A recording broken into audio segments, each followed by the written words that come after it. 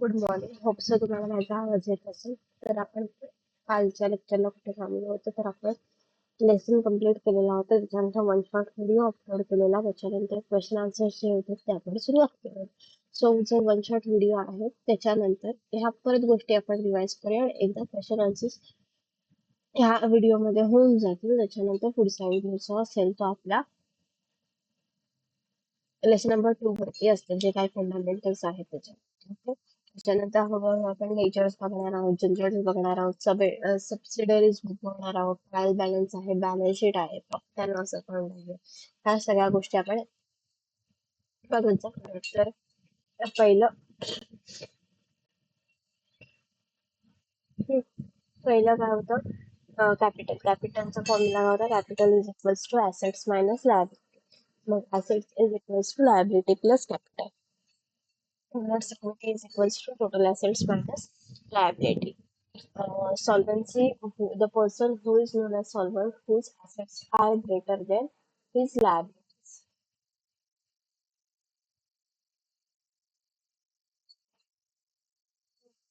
And next is insolvent means whose liabilities are greater than assets. Trade discount आपण books मध्ये maintain करत नाही, mention करत नाही, रेकॉर्ड करत नाही, कारण की ट्रेड डिस्काउंट हा कॅटलॉग प्राइस किंवा लिस्ट प्राइस वरती दिला जातो आणि कॅश डिस्काउंट हा इन्कम स्टेटमेंट मध्ये रेकॉर्ड केला जातो. बुक किपिंग म्हणजे काय? रेकॉर्डिंग. आणि अकाउंटिंग म्हणजे काय? रेकॉर्डिंग, अनालायझिंग, समरायझिंग, इंटरप्रिटेटिंग, ह्या सगळ्या गोष्टी आपल्याला अकाउंटिंग मध्ये येतात. त्याच्यानंतर ड्युअल एस्पेक्ट म्हणजे काय? Capital plus liabilities is equals to asset. म्हणजे क्रेडिटचा जेवढा डेबिटला आपण इफेक्ट देणार आहोत त्याचाच करस्पॉन्डिंग इफेक्ट आपण क्रेडिटला देणार आहोत. Accounting year, Indian accounting year 1 April to 31 March. Accrual म्हणजे काय? रिअलाइज झाले नाही आहेत असे. आणि accrual expenses, incomes reconstituting timing, and realization income recorded on already when on. Okay. त्याच्यानंतर आता क्वेश्चन आन्सर्स कडे जाऊया आपण. तर पटकन रिवाइज करूया, डिस्कस करूया. कुठे काही अडलं तर लगेच कमेंट करा. मी त्या कमेंटला तुमचा रिप्लाय दिला जाईल, तिथेच ती गोष्ट तुम्हाला एक्सप्लेन केली जाईल. त्याच्यानंतर what is book keeping? Book keeping म्हणजे काय? Recording of the financial transaction. इथे आपण ते व्यवस्थित एका डेफिनेशन मध्ये फॉर्म मध्ये लिहिलेलं आहे. The art and science of recording the business transaction systematically in the books of account. Book keeping म्हणजे काय? थोडक्यात तुम्हाला लक्षात ठेवायचं आहे बुक किपिंग म्हणजे काय, तर तुम्ही ही सेंटेन्स लक्षात ठेवा. Recording of the business transaction in the books of account. त्याच्यानंतर गुड्स म्हणजे काय? Merchandise, commodities, articles in which the traders deal. Goods म्हणजे काय? कोणतीही वस्तू ज्याच्यामध्ये व्यापार केला जातो अशी कोणतीही गोष्ट. कॅपिटल म्हणजे काय? The amount invested by the business in the business. The total amount invested into business by the owners, that is known as capital. Capital is equals to assets minus liability. तुम्ही तुमच्या लिहू शकता, तर तुमचे teachers चांगले असतील ना तर तुम्हाला ते तिथे मार्क देणार आहे.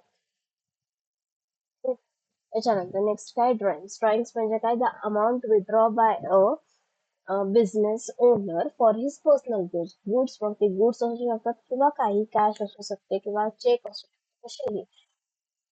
Something withdraw by a business owner for his personal use म्हणजे काय आहे? तर ड्रॉइंग्स. गुडविल म्हणजे काय? Reputation of the business in terms of money.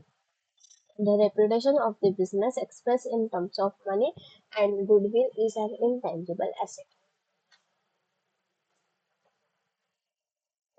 Answer in one sentence, one word मध्ये. हे तुम्हाला कळालं. 3 4 किती 5 प्रश्न आहेत. Book keeping, goods, capital, drawings आणि गुडविल.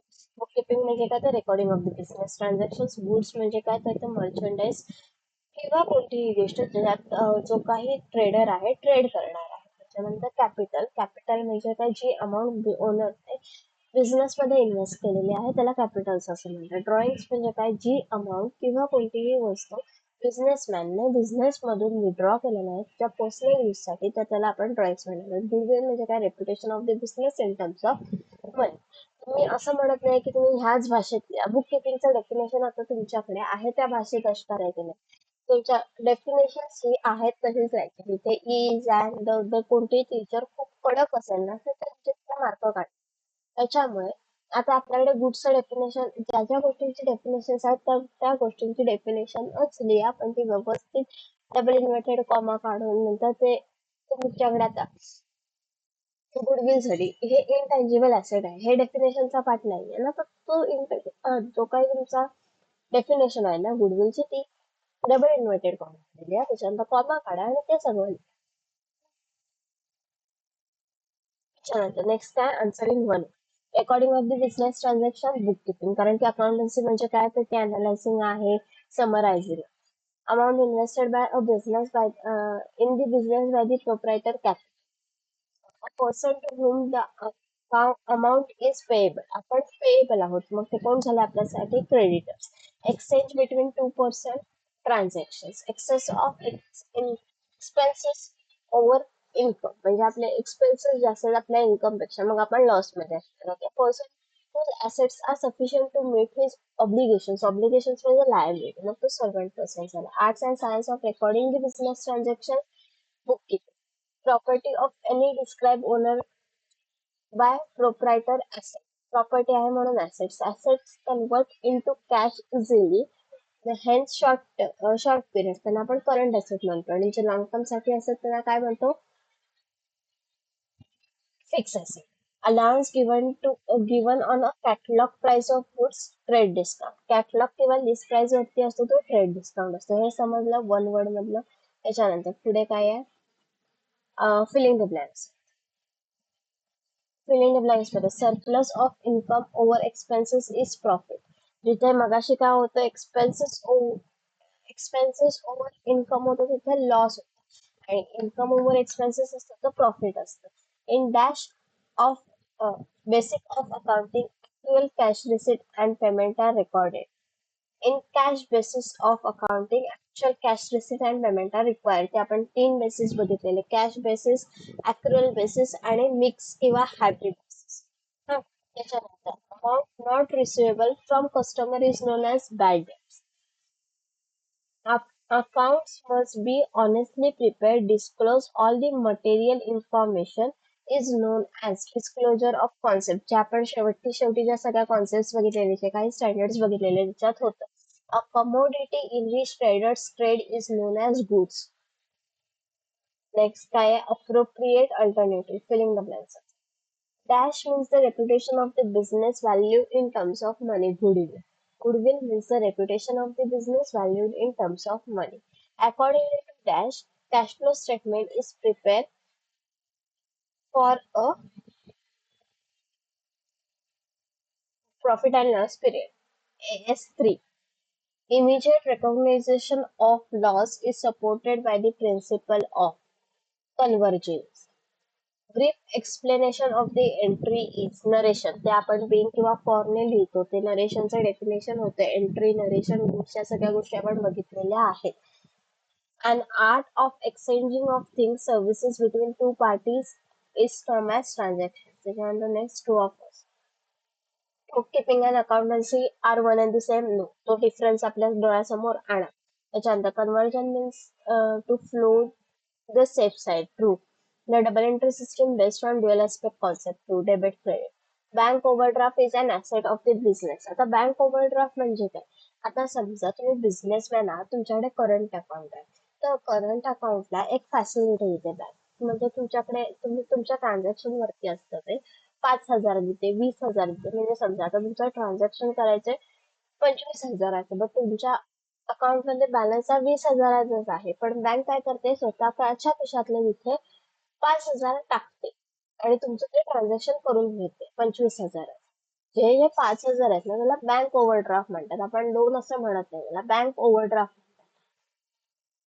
तो बँक ओव्हरड्राफ्ट हे काय झालं, आपण पैसे देणे लागलो ना, मग ती आपली लायबिलिटी झाली, आपली असेट नाही होती. म्हणून bank overdraft is an liability of the business, true, but bank overdraft is an asset of the business, false. त्याच्यानंतर solvent person is a person whose assets are more than his liabilities, true. Cash discount does not appears in the books of accounts, false. Trade discount does not appears in books of accounts, but cash discount appears in the books of accounts. The transaction is concerned with the money or money worth, true. Bata transaction असेल तर आपण mention नाही करत, but ते transaction monetary असेल तर आपण ते मेन्शन करतो. Accounting is the language of business too. In earlier times of civilization, accounting was done by the owners. False. Bookkeeping is useful to find out all the tax liabilities. True. कारण की bookkeeping is also useful for government. So it is true. याच्यानंतर आता इथे आपण थांबूया. हा lesson आपल्याला समजलाच असेल.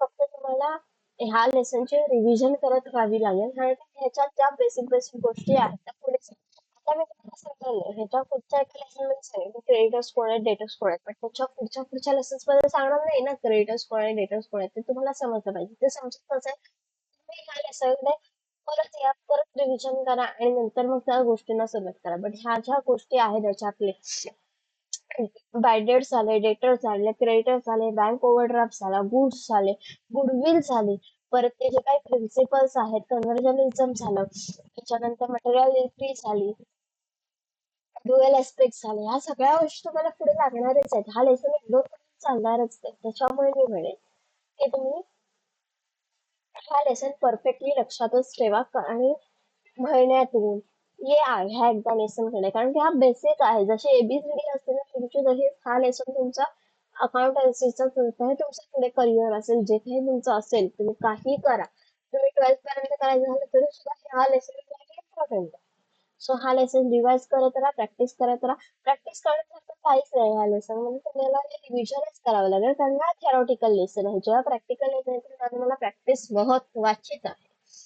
अकाउंटिंग हा सब्जेक्ट असा नाहीये की हा आज केला उद्या नाही केला. त्याच्यावरती तुम्हाला जर कंटिन्युअस व्यवस्थित तुमच्या प्रॅक्टिस चालू राहिली, तुमची कन्सिस्टंट राहिला त्या लेसन मध्ये, तर तुम्हाला हा लेसन खूप काही शिकवून जाईल आणि ते तुमच्यासाठी खूप चांगलं असेल. आता थांबूया आपण. उद्याच्या व्हिडिओमध्ये या लेसन संपला. आता मी डिक्लेअर करते लेसन नंबर 1 संपला. उद्याच्या लेक्चरला आपण लेसन नंबर 2 सुरू करूया. तो संपला की आपण मग नवीन सब्जेक्टला हात द्या. सो तुमच्या युनिट टेस्टचा जो काही पोर्शन असेल इकडचा तो मे बी कव्हर होईल. मी ट्राय करेन तुमचा युनिट टेस्टच्या आधी तुमचा युनिट टेस्टचा पोर्शन कव्हर करायचा. प्रत्येक कॉलेजचा पोर्शन वेगळा असणार आहे. पहिले 3 धडे, पहिले 4 धडे, पहिले 2 धडे असं पोर्शन असू शकतो. त्याच्यामुळे ट्राय करेन लवकरात लवकर सगळे लेसन्स पोस्ट करायचा. होप सो तुम्हाला हा लेसन कळाला असेल. भेटूया पुढच्या.